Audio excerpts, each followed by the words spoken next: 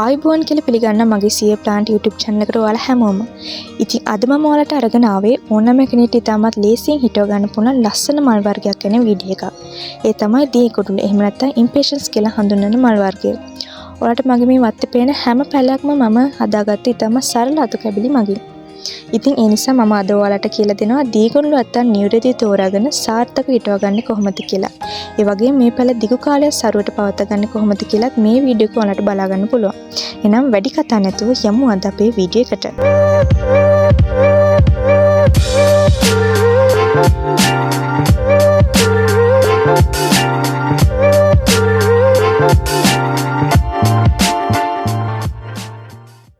දැන් අපි බලමු හිටවන සුදුසු අත්තක් තෝරගන්න කොහොමද කියලා.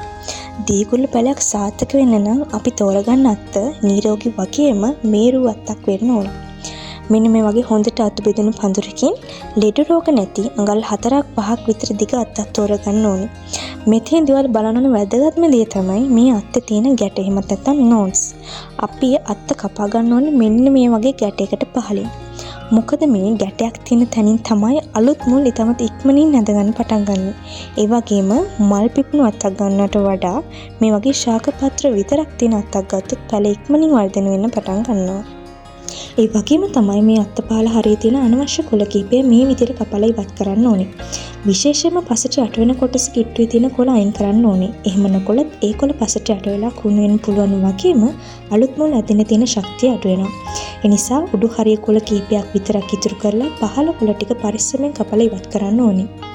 දැන් මම ඔයාලට කියන්න යන්නේ දීකුළු අත්ත හිටවද්දි ඒක කුණු නොවි ඉක්මනින් මුල් ඇද්ද ගන්න මම පාවිච්චි කරන මොනවද කියලා.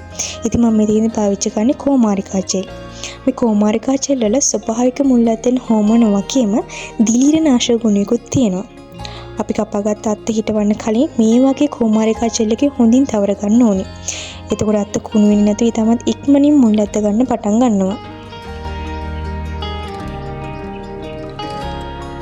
දැන් අපි බලමු අත්ත හිටවන්න සුදුසුම පස් මිශ්‍රණය හදාගන්නේ කොහොමද කියලා. මේ දීකුණු වලට වැදගත්ම දේ තමයි පස හොඳින් ජලයේ බැස යන එකක් වෙන්න ඕනේ. ඒක මම මෙතෙන් පාවිච්චි කරන්නේ මත පිටිපස් කොටස් එකක්, වැලි කොටස් එකක් සහ කොම්පෝස්ට් කොටස් එකක්. මේ තුනම එක සමාන ප්‍රමාණයෙන් අරගෙන හොඳින් මිශ්‍ර කරන්න. අපි මෙතෙන්දී විශේෂයෙන්ම වැලි පාවිච්චි කරන්නේ පස බොරුල්ල තියාගන්න. ඒ වගේම වතුර රැඳෙන්නේ නැතුව ඉක්මනින් බැස යනවා මේ වැලි මගින්.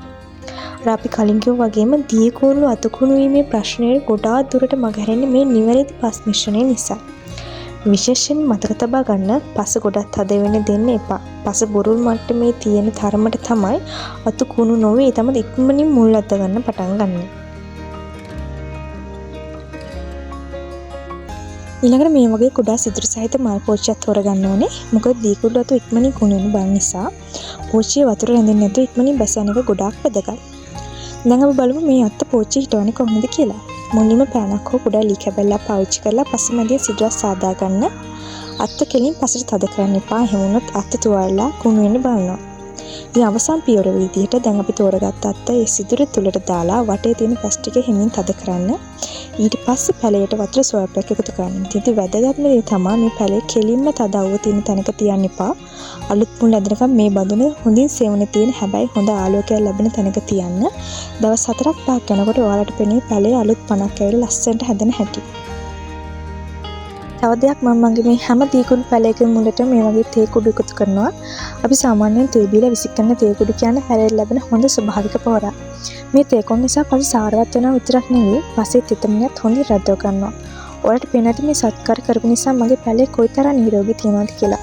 ඉතින් මේ විදිහට ඔයාලත් මේ ඉම්ප්‍රෙෂන් එහෙම නැත්නම් දීකුළු ඊටවල බලන්න. ඔයාලගේ වත්තේ මේ වගේ ලස්සන දීකුළු පැල හදවගන්න අනිවාර්යෙන් හැකියාව ලැබෙනවා.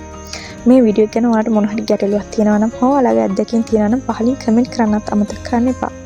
වීඩියෝ එක කැමති නම් ලයික් එකක් දාලා ඔයාලගේ යාළුවන්ට බලන්න ෂෙයා කරන්න. ඒ වගේම තවත් වටිනා වගාතොරතුරු සහ වීඩියෝ බලන්න මගේ CA Plant YouTube channel එක subscribe කරලා bell icon එකත් click කරලාම තියාගන්න. එහෙනම් තවත් අලුත් වීඩියෝ එකකින් ඉක්මනට හමු වෙමු. එතන ගිහිල්ලා ඉන්න ඔයාලට සුබ දවසක්.